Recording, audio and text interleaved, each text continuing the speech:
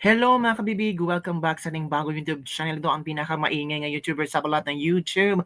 Ako si Kabibig, maglebak-lebak na tongue with evidence. Sabi ko na nga ba, walang close friends si BP Sara sa mga kongresistang mga balimbing.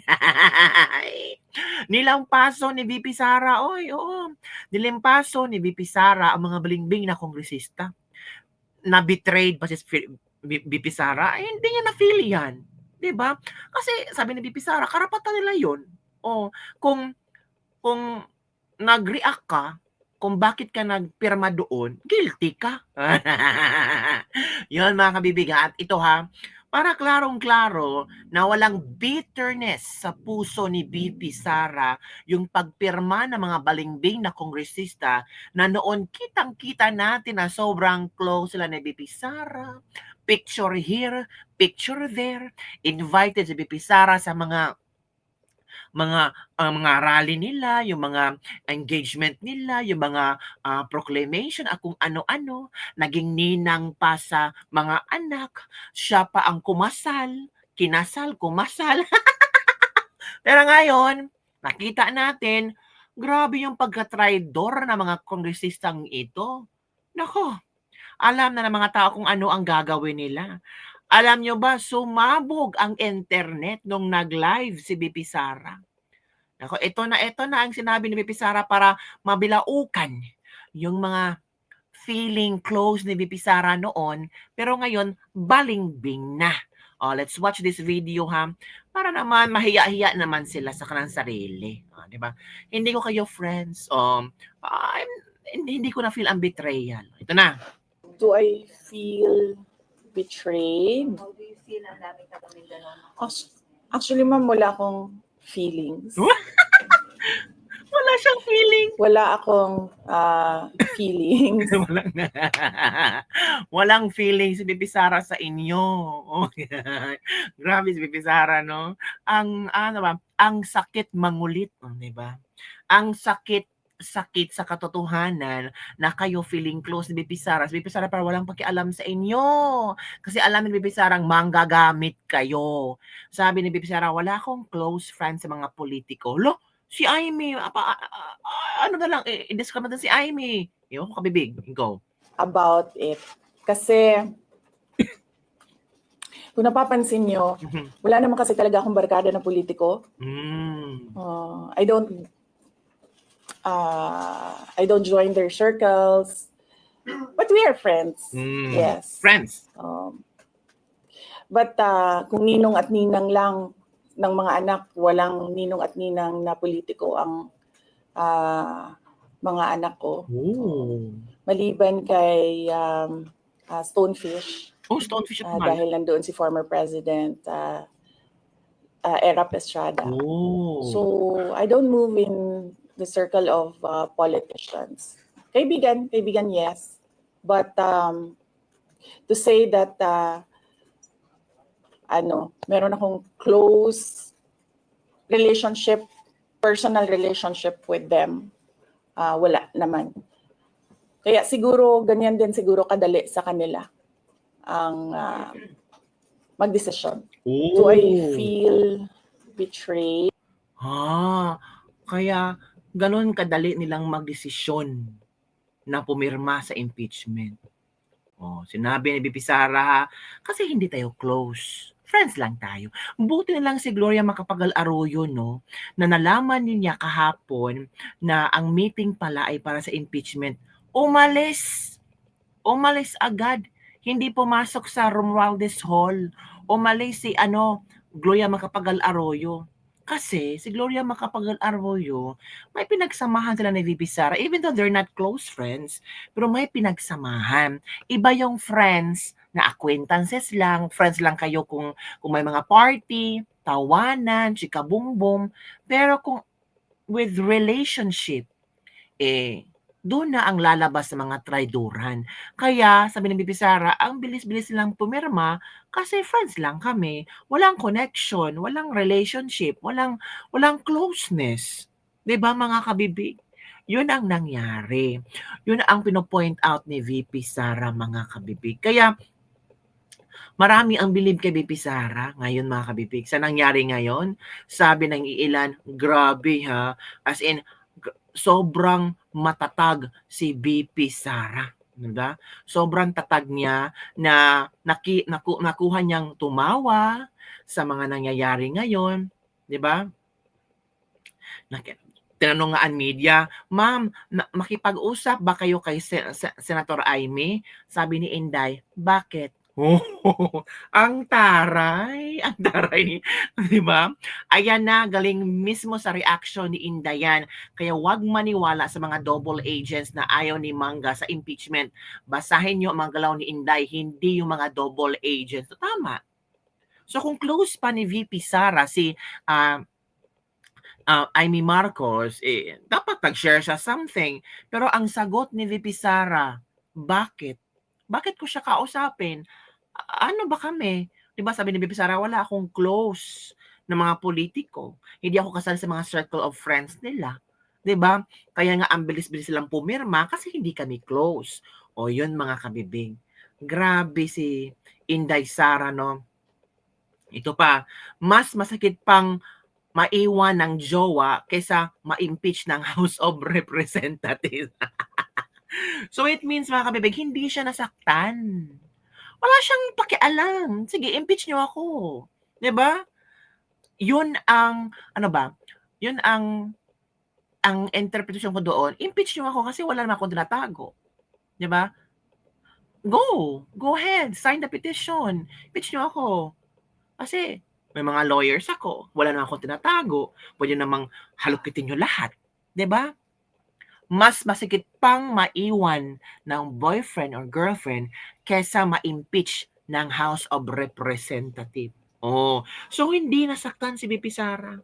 Hindi bitter si VP Sara. Yung sabing iba, natatakot na si VP Sara, nawingdang na si VP Sara, parang magtatago na si VP Sara. Wala yan sa bokabularyo ni VP Sara na magtago. Yan sabi niya, mas masakit pa nga ano sa boyfriend at girlfriend, pero yung impeachment na sa kasi we're not friends. We're not close friends. Diba? So tawang-tawa ang mga netizen sa pahirit ni VP Inday. Iyak naman ang mga bayarang kongresista. Baka magpa-press ko na naman sila. If she gets impeached, she'll just go back to Davao and serve her people. Tayo ang magdudusa sa ganid ng mga politiko na uubos ng pera natin. Wala pa pong protekta at may malasakit sa atin. Traumatic ba ang past niya with that guy na may maraming pigsa? Hala, talaga ba? Gusto ko yung di niya pagsagot sa ibang tanong kaysa kasi may bias ang mga media kasi. Akala nila matatakot ang agila. Makahusga naman si VP, siguro naiwan na rin siya ng jowa noon. Of course naman, all of us, we also past that stage na kung saan masaktan pero mas masakit pang maiwanan ng jowa kaysa ma-impeach ng House of Representatives. 'Di ba? Dinadaan ni Inday Sara sa hugot lines pero matinding balik yan sa House of Congress. Oh, 'di ba? House of Representative mistakes, magpanday ulit ng bagong batas. Minsan talaga itong si Inday Sara, malakas mambasag at manggago. I love you, Inday Sara Duterte. So marami, trending na trending ang live kanina ni VP Sara. Ang maraming pumalakpak, marami ang nanood. Ang take note, ilan na ba ang views ngayon sa post ni VP Sara? Trending siya, pinag-uusapan. Kahapon nag-press con si Bongbong Marcos, pinag-usapan ba? Ilan na ba ang kanyang ilan na ba ang views? Ito na ha, so far, it's 383,000 views at 8.3 shares. 8.3,000 shares. Ang dami. Grabe, mga kabig. Sa Office of the Vice President pa yan. How much more sa other platforms, social media platforms. So, grabe. As in, ay nako, mga kabibig. Yun po ang nangyari kay VP Sara. So, ano ang iyong komento tungkol dito mga kabibig? Ano ang iyong reaksyon tungkol dito na talagang ang galing humawak ni VP Sara sa interview na alam niya kung ano isasagot, alam niya kung hanggang saan lang ang pwede niya i-share. If you have to defend yourself and your signature on the petition, then you must have done something wrong. O ito ha, yung nagtatanong, VP Sara, hindi ka ba nagalit? O yung mga taong, mga kongresistang nagpirma, sabi ni VP Sara, ito lang. Share ko sa inyo ha. Ito yung sinabi ni VP Sara na nakuha ni Miss Maricar Seriano. Ito. With forward kabibig ha, ito. Ito na.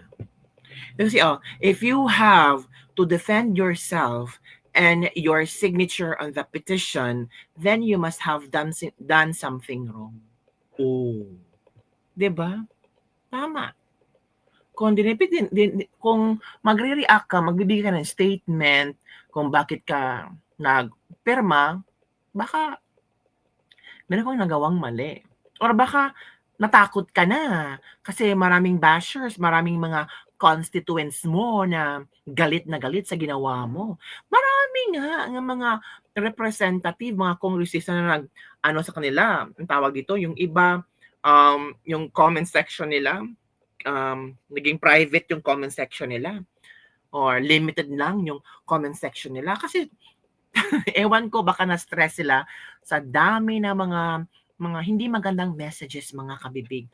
Lalo yung iba na nga, yung iba meron ng mga pinuntahan sa bahay, tapos yung mga pictures na parang ayaw nang makita ng mga netizen, 'di ba mga kabibig? So ito pala, huwag niyong kalimutan ang ating gustong ihalal sa 2025. Ito na ang PDB Laban, mga kabibig. Ito na ang PDB Laban. Huwag kalimutan.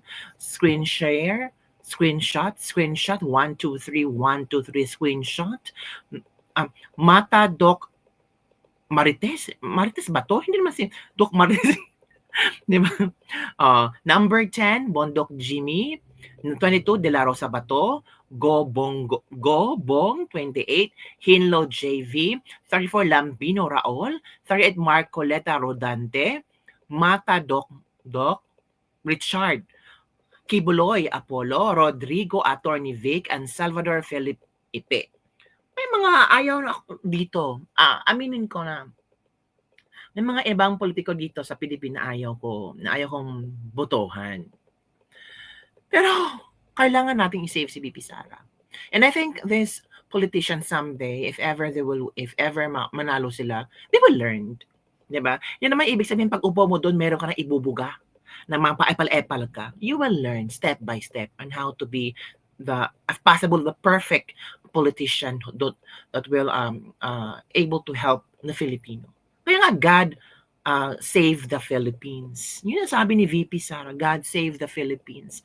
Bakit kaya kabibig, no? Kasi nakita naman ni VP Sara ngayon na hirap na iba na ang galawan ngayon Parang hindi mo na alam kung safe pa ba tayo. Kasi sabi ni VP Sara kanina na ngayon parang nakikita niya ang daming mga problema pero yung gobyerno natin walang pakialam sa problema ng bansa. 'Di ba? Ewan ko, yun ang nakikita natin, pero